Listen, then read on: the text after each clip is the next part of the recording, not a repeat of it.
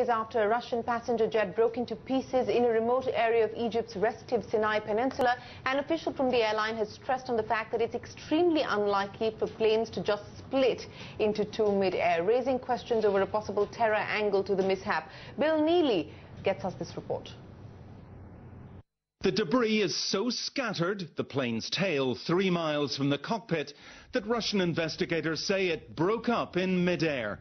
Search teams are examining suitcases, human remains, the tangled wreckage for any signs of explosion, fire or mechanical failure. Amid it all, tragic reminders of the 224 lives lost.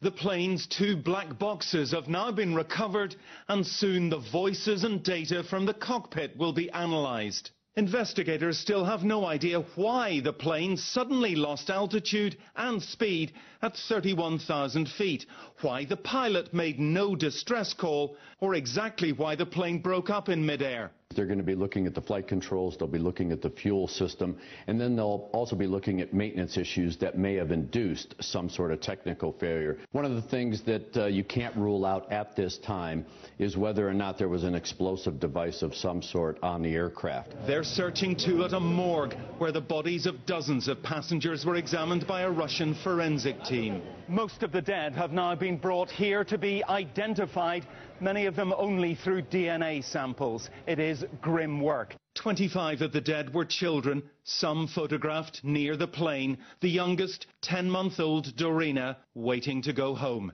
Metrojet said again today its aircraft are technically safe. Russia isn't so sure, grounding the airline's A321 fleet.